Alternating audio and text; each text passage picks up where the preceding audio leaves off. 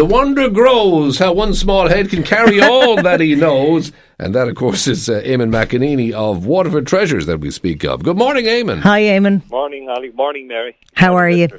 So today you're going to talk about 750-year-old prayer beads and also about some luxury prayer beads that used to be imported in Waterford. Yeah, prayer beads.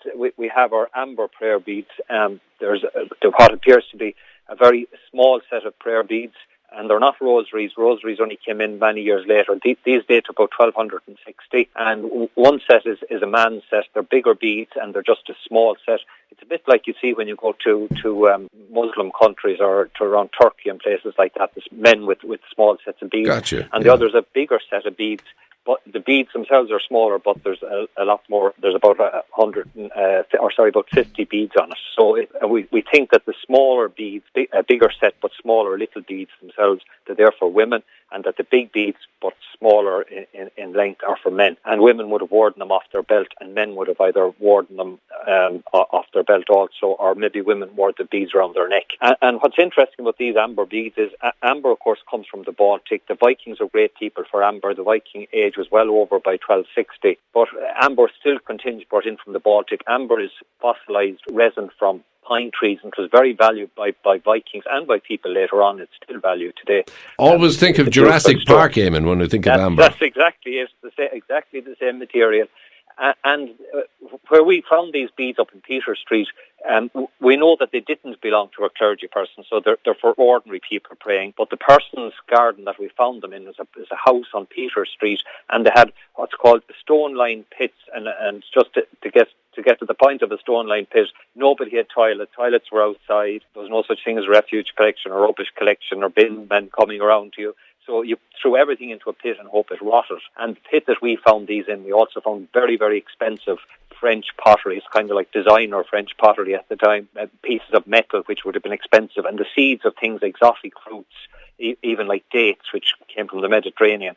So whoever lived in this house was a very rich merchant. The beads must have belonged to himself and probably to his wife. At the time, people wanted to say their own prayers. I used to think that perhaps that they were made here in Waterford. Maybe I want to think they were made here in Waterford. But, I am now beginning to think there's a big industry of making these. I won't call it a factory, but certainly a lot of workmen collected together, artisans collecting together in Paris in the 1260s, around the time these were made. And Paris was known for making these amber prayer beads. So, and the very fact that there's French pottery in this and lots of luxury goods, then the merchant that lived here would have been very wealthy. The 1260s was a very prosperous time for Waterford. So I'd say they were imported from Paris, and this was just part of the luxuries that they were importing. Can I ask you, Eamonn, how were you able to figure out how old they were when they were discovered in the garden on Peter Street?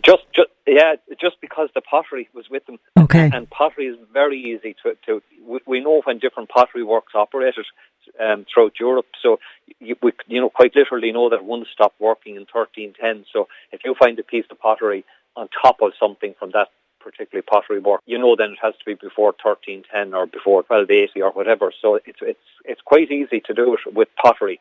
And Waterford we had literally hundreds, thousands of shards of pottery. And wow. We have reconstructed some of the jugs from it here in the museum from this period, and they're all French or English jugs. So, some find as well to have found all that. Was it the person living there in the house found it, or they must have lost them or something, or accidentally thrown them out, or somebody else threw them out after them. But ordinary people would have said prayers using beads, and then beads became fashionable again saying the rosary. They said, by the way, the Our Father. They're called paternosters, the Latin for the Our Father.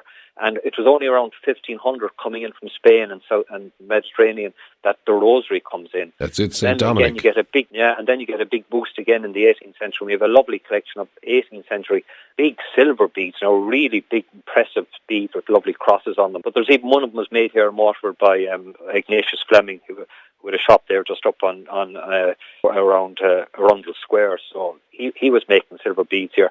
But then there's also very sad illustrations from the 18th century. Poor fellas going off to the gallows and they're holding beads. I'm sure they weren't silver beads. They're probably made from wood or something like that, carved little beads from wood or something. So you can imagine the prayers attached to him. And how people prayed and how people got on. But it's lovely to think that. Oh, by the way, there's only in the whole of Ireland there was only 3 sets of amber prayer beads in the Middle Ages, and 2 of them were found here in Waterford. 1 set was found in Cork. So they really are rare. Wow, makes them all the more special. Well, yeah, because they're special. They link us with the ordinary people of Waterford who are praying. Exactly that. Well, now you said it. Now, we better leave it there, Eamon. But Cheers, listen, Eamon. thank you again for Thanks that. a million. Eamon McEnany of Waterford Talk to you tomorrow. Treasures. Bye-bye. Bye-bye.